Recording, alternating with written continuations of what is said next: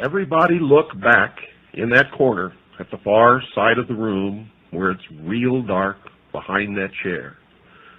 I'm going to turn on a very, very bright light, and I want you all to watch the cockroaches scatter.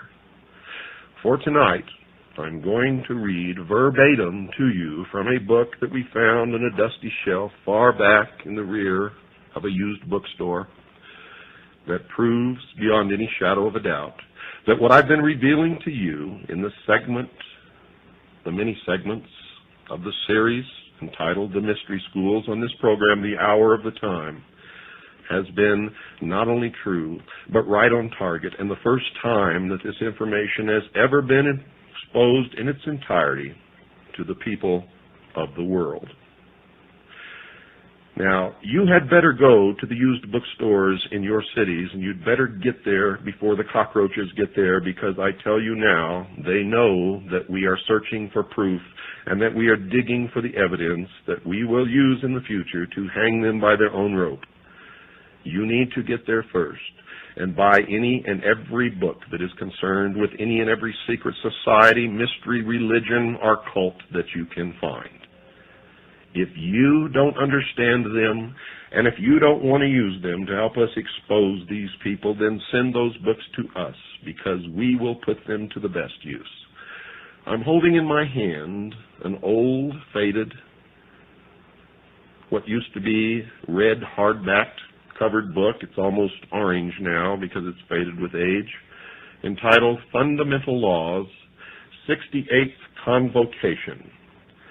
On the front of the cover is some of the symbology of the mystery schools.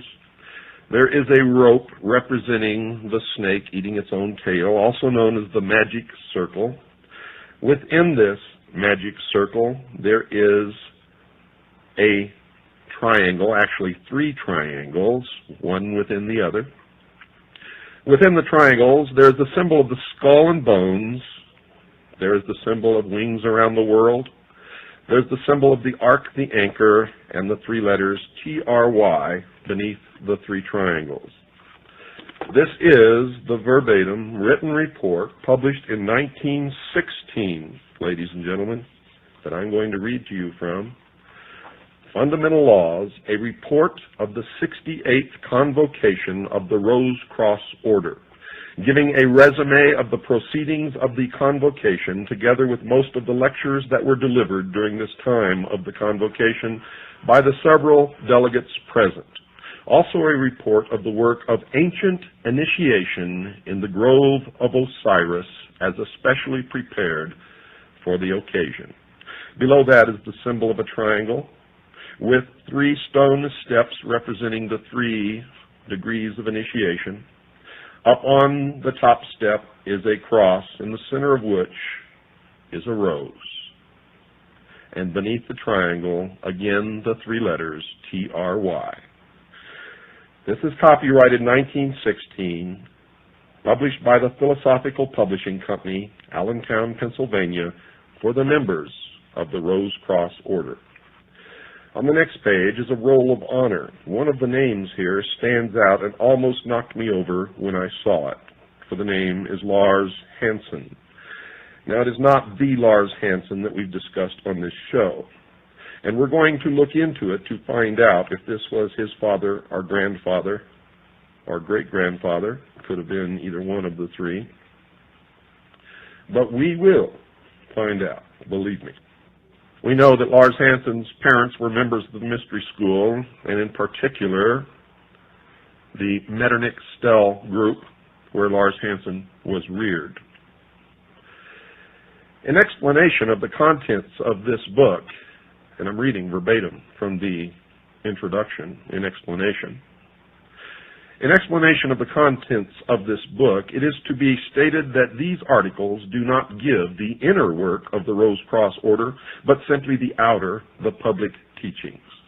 Now you'll remember in the Mystery School series, I taught you about the exoteric and the esoteric.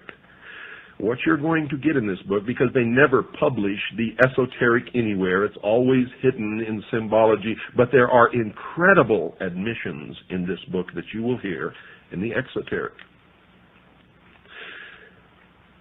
Reading again, verbatim. The Illuminati and its soul science work may be called the child of the Rose Cross Order. Years ago it was found that where there was one person who desired to follow the work with heart and soul, in other words, who was willing to live the life as taught by the order, there were 100 others who desired teachings from the order, but who were not willing to dedicate their lives to the sublime work.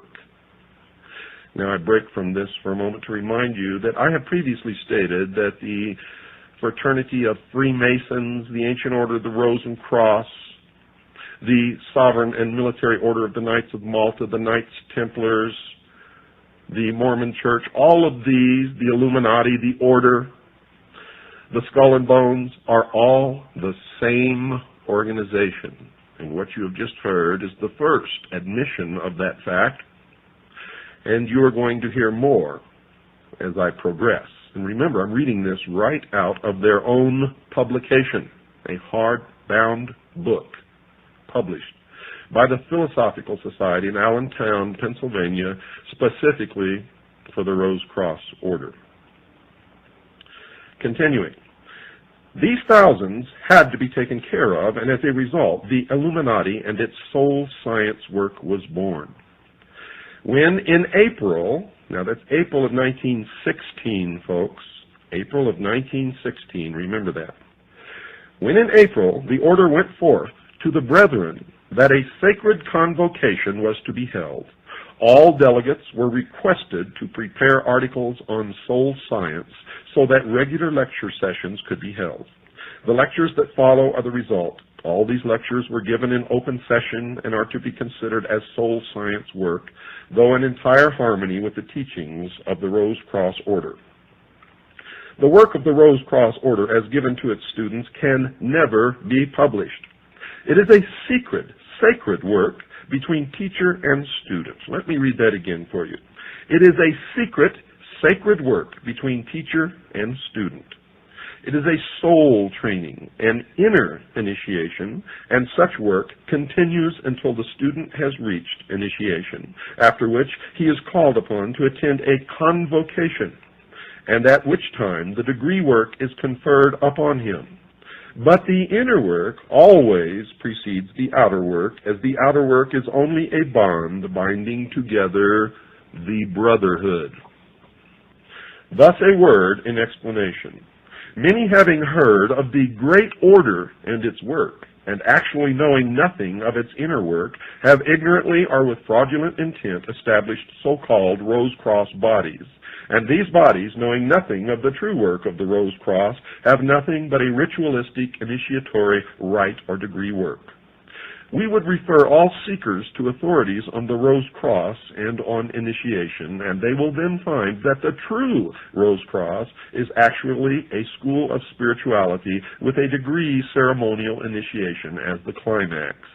And this is signed by the Hierophant of the Order.